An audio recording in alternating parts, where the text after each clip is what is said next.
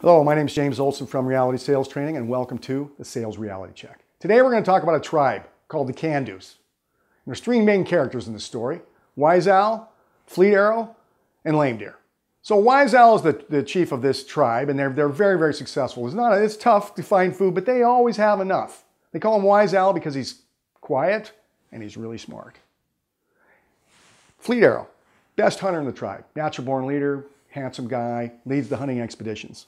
Well, he's been doing that for a while, and some of the other braves start chirping in his ear a little bit and saying, hey, maybe you should be the chief. Well, Wise Owl's getting a little old, and Fleet Arrow says, no, I respect him. I don't want to do that. But then over time, he's out there in the cold, and he's bringing all the food back to the tribe, and he just kind of feels like, he's pretty important. He says, after a while, he says, I think I'm ready.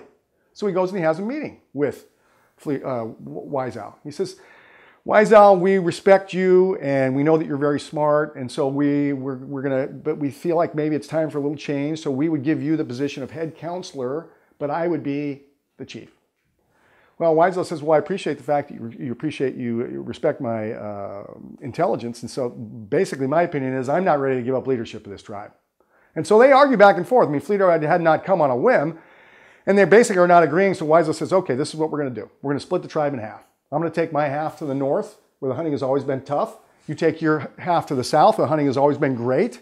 And we'll meet here a year from now on the plateau overlooking the valley of our ancestors, and we'll see what's up. Fleet Arrow says, fair enough. He says, how are we going to split the tribe? And Wise Owl says, well, I'm going to give you the first 5 braves. You pick 5, and then I'll pick 5, and we'll go from there.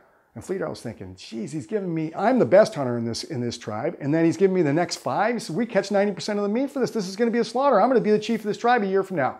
Because it's silly. Everybody knows that if you get first pick in the playground, the other guy gets the next 2, and then we go 1, 1, 1, 1 from there. Everybody knows that. So anyway, he picks his 5, the best hunters besides himself, and they go back and forth until everything's distributed. There's only one brave left. Who is it? Lame Deer. Here's a story with Lame Deer. He can't ride a horse. He falls off. He's very uncoordinated. When he's hit with a bow and arrow, he hurts himself. But he understands animals. He's kind of you see him, he can calm the horses down when they're jittery and stuff like that, but he can't ride or he's not very coordinated. So, year goes by, very tough year for hunting. Year goes by, Fleet Arrow's group is almost starving to death. They're eating roots and berries and they can't find any meat and they're almost starving. They come crawling back, they come around the corner to the plateau overlooking the valley of their ancestors, and what do they see? They see meat piled up high and bonfires and people. Huge celebration, right? The reuniting of the tribe, and then Fleet Arrow's group is starving to death. They get to eat. So that's great. So he goes to Wise Owl and he says, Wise Owl, he says, I'm very, very sorry. He said, obviously I was overconfident. Half our tribe suffered greatly because of my inexperience.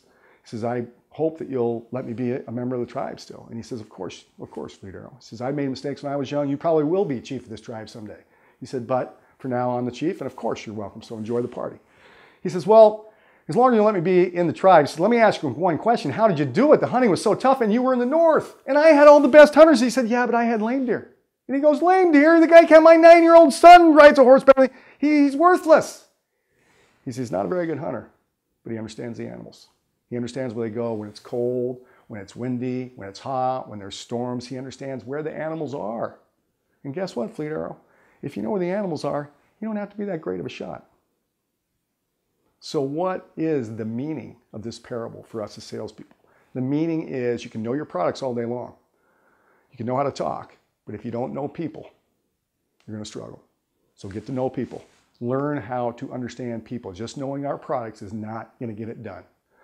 My name is James Olsen with Reality Sales Training. This has been the Sales Reality Check. Until next time, let's go get an order.